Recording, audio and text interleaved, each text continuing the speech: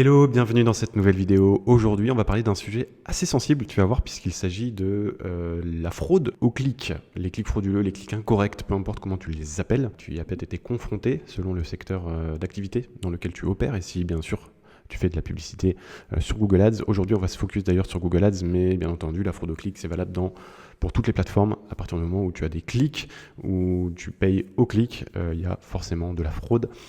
Je ne me rappelle plus du pourcentage, mais c'est assez énorme d'ailleurs, le pourcentage de fraude globale sur Internet par rapport aux clics normaux faits par des humains. Voilà, sans transition, reste avec moi puisque tu vas voir, on va parler de la fraude, comment s'en prémunir et surtout comment être remboursé éventuellement par Google si jamais tu es concerné par les clics incorrects. Allez, c'est parti.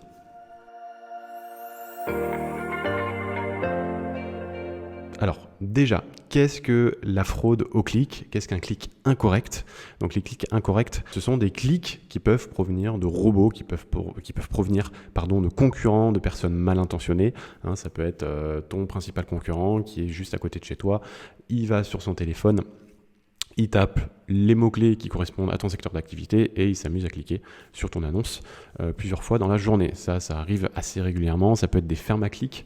Il faut savoir que dans certains secteurs, ça peut être industrialisé. Il y a des acteurs qui sont spécialisés et que d'ailleurs, si tu cherches un petit peu, tu peux en trouver. Dans leur activité, vraiment, c'est de cliquer sur des liens Google Ads. Je ne vais pas rentrer dans le détail, je ne vais pas non plus te donner des noms, mais il faut savoir que ça existe. Je vais d'ailleurs te donner la définition de Google par rapport aux clics incorrects.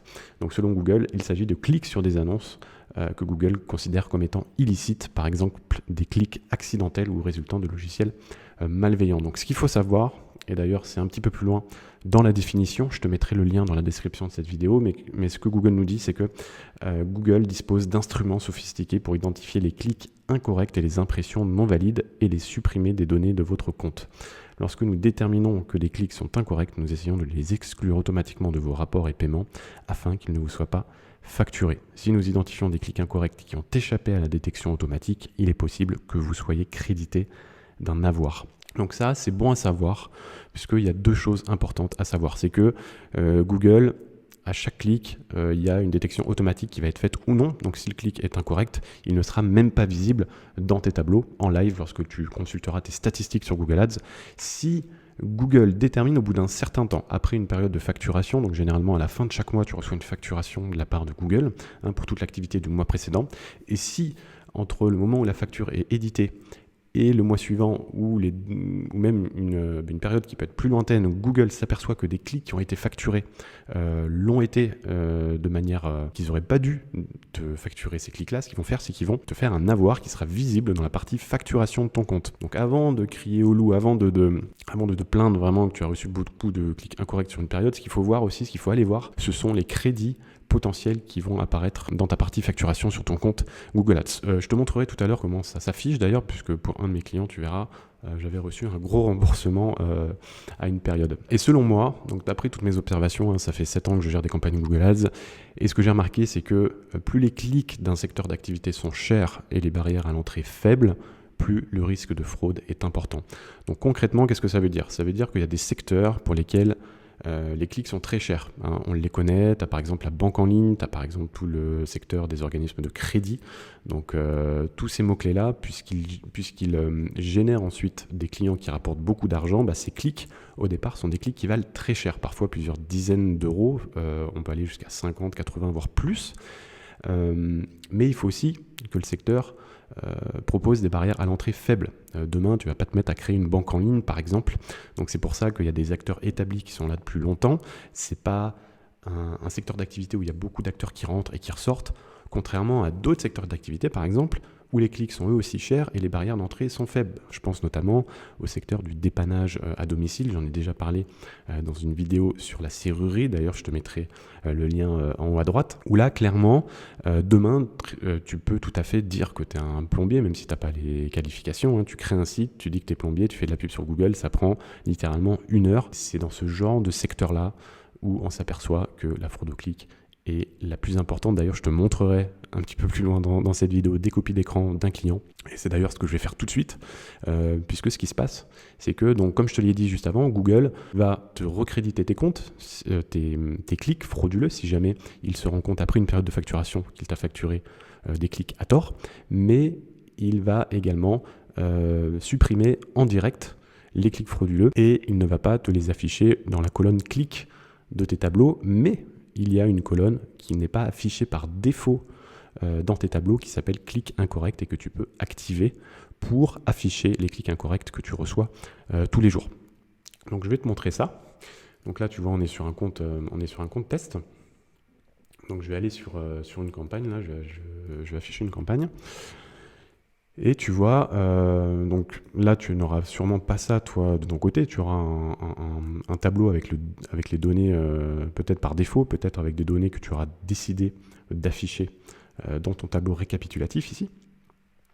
Mais si tu modifies les colonnes, tu vois, tu vas pouvoir afficher dans l'onglet performance, tu as deux cases qui là vont nous intéresser, ce sont les clics incorrects et le taux de clics incorrects. Voilà, donc tu les affiches dans ton tableau, tu les mets où tu veux. Moi, je vais les laisser ici, on applique. Et là, tu vois, bon, moi, j'ai pas de... C'est un compte test ici. Donc, j'ai pas de clics, tout simplement. Toi, si tu en as, c'est là où tu vas voir combien de clics incorrects tu as eu sur la période et quel est ton taux de clics incorrect. Donc, le taux de clics incorrect, c'est ce qui va te permettre de voir si tu es dans un secteur qui est oui ou non soumis à la fraude au clic, puisque plus ton taux de clic incorrect sera élevé et plus tu en as, hein, en fait. C'est vraiment tout simple. Donc là, on va aller je vais te montrer sur le compte d'un client et tu vas te rendre compte que parfois, il y a vraiment des secteurs qui sont complètement verrouillés et qui sont très soumis à la fraude au clic. Ce que je t'ai mis à l'écran là, ce sont les statistiques sur les 3 derniers mois d'un client. Parmi mes clients qui est le plus confronté, bien entendu, à la fraude, puisque comme tu le vois, il a des taux de clics incorrects qui vont jusqu'à 84,34%. Donc ça veut dire quoi? Ça veut dire que sur la période, 84,34% des clics qui ont été comptabilisés, qui ont été enregistrés par Google, étaient des clics incorrects, et donc des clics qui n'ont pas été facturés. Et donc, en gros, il a beaucoup plus de clics d'ailleurs qui sont des clics frauduleux, incorrects, que de clics légitimes, qui sont des clics qui ont été effectués par des vraies personnes, par des vrais humains, par des prospects. Voilà, donc c'est te dire qu'il y a certains secteurs d'activité où même on peut aller encore plus haut, où là, quasiment l'intégralité des clics sont considérés comme des clics incorrects aux yeux de Google. Donc la fraude au clic existe, elle est bien réelle, elle est même massive selon les secteurs. Et si tu vois autant de clics incorrects, forcément, à un moment donné, tu vas te dire, est-ce que Google les détecte tous? Est-ce que Google arrive vraiment à comprendre si chaque clic est un clic légitime ou un clic incorrect? Ça, je te laisse te faire ton avis. Chacun a le sien. Mais c'est vrai qu'on peut se dire que lorsqu'on a des volumes de clics incorrects si élevés, on peut se dire qu'il y en a quand même toujours un petit nombre qui arrivera à passer entre les mailles du filet. Dans tous les cas, maintenant, la question que tu dois te poser, c'est bien entendu comment on fait? Comment on fait pour se protéger des clics incorrects au mieux? Comment on fait pour avoir le plus de clics légitimes possible et éviter un maximum d'être visible auprès des fraudeurs, auprès des robots, auprès des concurrents, même pour vraiment protéger un maximum son compte de la fraude? Alors il y a plusieurs angles déjà, il y a plusieurs façons de se protéger, mais avant, je voudrais t'ouvrir les yeux sur le fait que il n'y a pas toujours de la fraude, il n'y a pas toujours des clics incorrects. Moi, ce que je vois, c'est que j'ai beaucoup de personnes qui me contactent pour me dire Benjamin, j'ai tous mes concurrents qui me cliquent dessus tous les jours, je dépense 100, 200, 300, même parfois plusieurs milliers d'euros et j'ai aucun résultat. C'est forcément de la fraude, c'est forcément les concurrents qui me cliquent dessus à longueur de journée, ça ne peut être que ça. Eh ben non, ça ne peut pas être que ça. La fraude, les clics incorrects, c'est le coupable tout trouvé lorsque tu n'as pas de bonne performance, lorsque tes campagnes ne fonctionnent pas, alors que quelquefois, lorsque je creuse un petit peu, lorsque même chez certaines personnes, je vais voir directement dans les comptes Google Ads, je me rends compte que en fait, le problème, il vient pas du tout de la fraude. La fraude, certes, il y en a parfois un petit peu, mais c'est souvent minime. Ce qui se passe, c'est que souvent les comptes ne sont pas optimisés. Soit le ciblage est mal fait, soit même parfois c'est le site qui n'inspire pas confiance, qui n'est pas performant.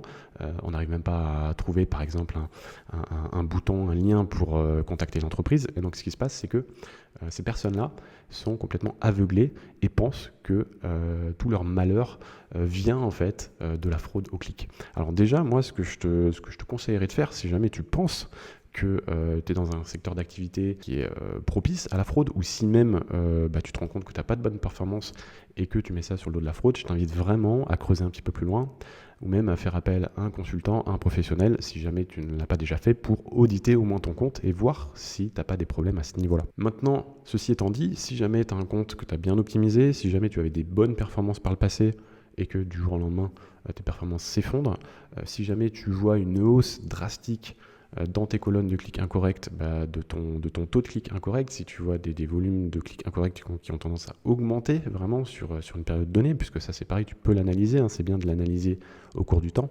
effectivement, peut-être que là, il y a quelque chose à faire, peut-être que il y a des barrières que tu peux mettre en place pour te protéger des clics incorrect. Donc c'est ce qu'on va voir tout de suite. Donc la première façon d'agir au niveau pour se protéger en fait des clics incorrects, c'est au niveau de tes campagnes Google Ads. Donc il y a plusieurs choses à faire. Déjà, c'est de vérifier le ciblage géographique de tes campagnes. Donc ça, je vais te montrer ça tout de suite. Pareil dans mon compte de test.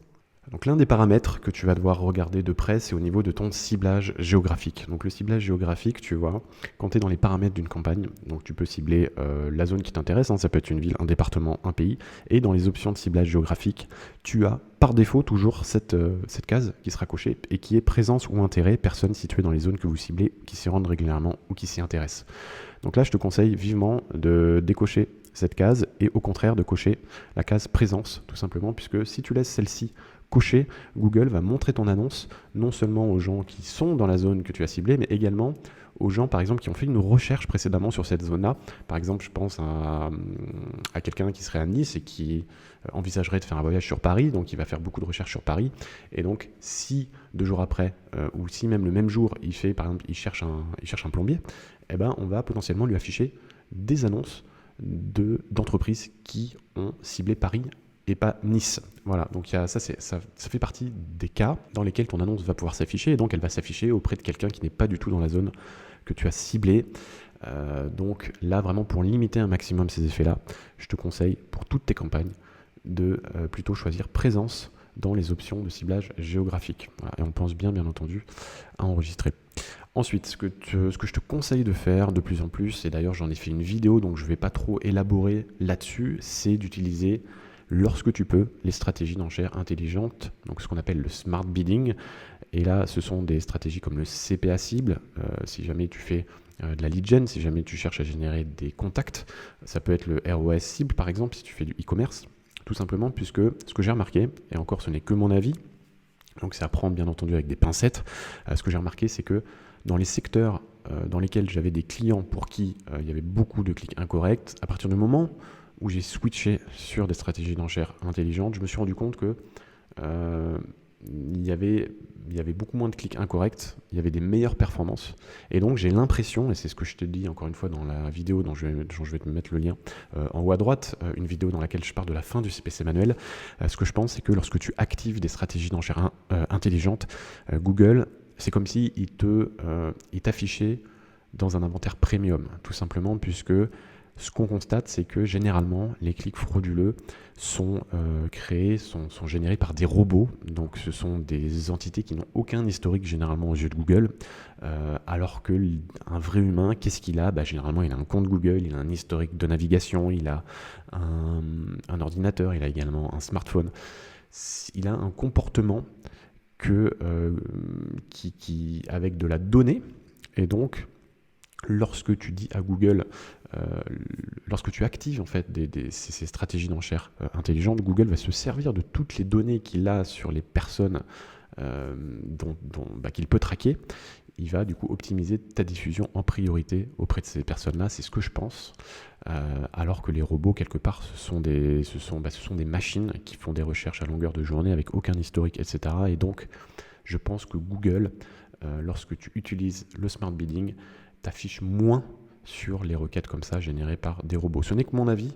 Dans tous les cas, moi, lorsque je l'ai testé, et encore une fois, c'était dans des secteurs qui étaient vraiment très très concernés par la fraude au clic, eh ben, j'ai toujours remarqué une hausse des performances et un effet moindre des clics frauduleux dans l'activité du compte.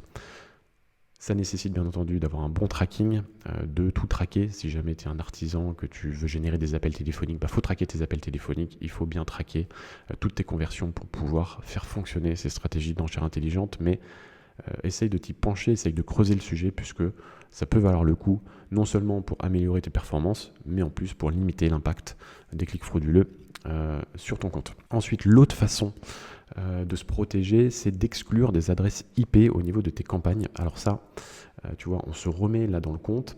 Tu vois, pour chaque campagne, tu as dans les paramètres tout en bas la possibilité d'exclure des adresses IP. Donc ça peut être super intéressant. Généralement, pour avoir les adresses IP, il va falloir, techniquement, ça peut être un petit peu compliqué. Ça nécessite d'avoir ce qu'on appelle les journaux des logs de son site et donc d'avoir toutes les visites enregistrées avec l'IP qui a effectué la visite. Donc si tu vois dans les fichiers de log de ton site que tu as des visites qui reviennent très régulièrement, tu peux les exclure ici. On va parler des outils juste après et les outils te permettent automatiquement d'exclure ici les adresses IP qu'ils considèrent comme à risque ou comme frauduleuses. Mais sache que tu peux le faire à la main si jamais tu ne passes pas par des outils et si jamais tu es un développeur compétent qui peut identifier comme ça des adresses IP qui reviennent souvent tous les jours et qui potentiellement peuvent être des adresses IP de robots ou de personnes mal intentionnées. Ça, c'était pour ce que tu pouvais faire au niveau de tes campagnes. Maintenant, je t'en ai déjà parlé un tout petit peu, tu as des outils spécialisés qui se sont créés, d'ailleurs qui se développent beaucoup puisque la fraude, c'est quelque chose qui existe et qui, je pense, va se développer en plus dans le temps. Il y a trois outils en tout cas que j'ai relevés. Moi, il y en a un que j'utilise, c'est celui que j'utilise moi pour tous mes clients, c'est ClickSease. Il y en a d'autres, il y a PPC Protect, il y a ClickGuard. Alors si tu veux que je fasse une vidéo spécifique sur comment se servir de ces outils-là, mets-le moi en commentaire, j'en ferai une, il n'y a pas de problème. Moi j'utilise ClickSease puisque pour moi c'est l'acteur le plus gros du secteur. Et donc, qui dit acteur le plus gros dit généralement acteur avec beaucoup de moyens, et donc acteur avec une grosse R&D qui peut généralement sortir des fonctionnalités qu'il n'y a pas ailleurs. Les autres, je les ai testés vite fait, mais ça fait pas mal de temps, donc je ne pourrais pas t'en dire plus sur les deux autres outils, PPC Protect et ClickGuard. En tout cas, ça fait la même chose, c'est-à-dire que chaque outil en fait tu vas avoir besoin de l'associer à ton compte Google Ads, puis d'ajouter un code informatique sur ton site. Et ensuite, tu peux créer des règles. Sur ClickSease, tu vas créer des règles. Par exemple, tu vas pouvoir dire, si cette personne elle est venue 2 fois sur mon site dans un intervalle de 5 minutes, tu exclus automatiquement son adresse IP de mes campagnes. Et donc, ce que va faire l'outil, c'est que automatiquement, tu vois, il va aller dans le champ d'exclusion des adresses IP et il va exclure les adresses IP dans chaque campagne de ton compte. Voilà, donc ça, c'était pour la partie protection. Maintenant, si tu remarques des clics, si tu remarques une activité suspecte sur ton compte, ou même si jamais tu veux tester si tu es éligible à obtenir un remboursement, sache que tu peux le faire. Sache que Google, d'ailleurs, ne communique pas trop là-dessus, mais tu as la possibilité, si jamais tu observes des activités suspectes sur ton compte, de faire une demande à Google. Je ne sais même plus le nom que ça porte, mais je vais te mettre, là, tu vois, je te mets le formulaire à l'écran. Je te mettrai le lien également dans la description de cette vidéo. Tu as un formulaire qui s'appelle formulaire concernant la qualité des clics que tu vas pouvoir remplir et envoyer à Google pour éventuellement être remboursé de tes clics incorrects. Donc là, quand on parle de remboursement, ce sont bien les clics qui sont remboursés après une période de facturation et dont tu vois le crédit affiché, tu vois une ligne de crédit affichée dans la partie facturation de ton compte. Donc là, tu vois, tu as à renseigner certaines coordonnées comme ton nom, prénom, ton adresse email. Il faut choisir le compte Google Ads concerné par ta demande, le date de début de l'activité suspecte, la date de fin, les groupes d'annonces concernés, etc., etc. Et ensuite, il te faut joindre généralement ce qu'on appelle une copie de vos journaux web ou d'autres données de suivi qui mettent en évidence les faits en question. Donc là, encore une fois, si jamais tu as un développeur, il va falloir lui demander de sortir tous les logs de la période donnée. Donc ce sont les logs qui vont permettre à Google aussi d'analyser les visites sur ton site et les IP qui sont associés. Si tu passes par des outils comme ClickSees, sache que tu as la possibilité d'exporter automatiquement l'ensemble des logs pour les joindre facilement à Google. Voilà, donc avant de terminer, j'aimerais te montrer... c'est quelque chose que je fais assez régulièrement, bien entendu, pour mes clients.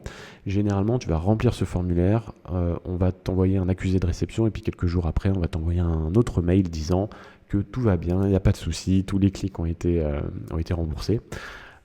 Donc ça, c'est la réponse que tu vas obtenir dans 90-95% des cas. Il faut le savoir. Maintenant, dans certains cas, tu vas avoir des réponses positives où Google va t'annoncer qu'il a effectivement recrédité ton compte des clics qu'il a jugés comme frauduleux. Et là, je te mets la copie d'écran. Je crois que c'est le plus gros remboursement que j'ai jamais vu sur un client à ce jour. Ça date de février de cette année. Et comme tu peux le voir, le client a été remboursé de plus de 14 000 euros. Alors certes, c'est un client qui dépense beaucoup, mais c'est une somme. Et si j'avais pas fait la demande, si j'avais pas rempli ce formulaire à ce moment-là, ces 14 000 euros n'auraient pas été recrédités sur le compte, il faut le savoir. Donc ce formulaire-là, généralement, tu peux le remplir tous les 3 mois. Donc ce que je t'invite à faire, et surtout si tu as moyen d'obtenir les fichiers de log de ton site, c'est de le remplir tous les 3 mois, puisque ça prend pas beaucoup de temps. Et puis on ne sait jamais, tu vas avoir de bonnes surprises. Voilà, c'en est fini pour cette vidéo. Si jamais tu as d'autres tips, d'autres trucs et astuces pour te protéger des clics incorrects, n'hésite pas à le mettre en commentaire. Ça sera bénéfique pour toute la communauté. Quant à moi, je t'invite, si cette vidéo t'a plu, à liker, à t'abonner. Et je te dis à très vite pour une prochaine vidéo. Ciao, ciao.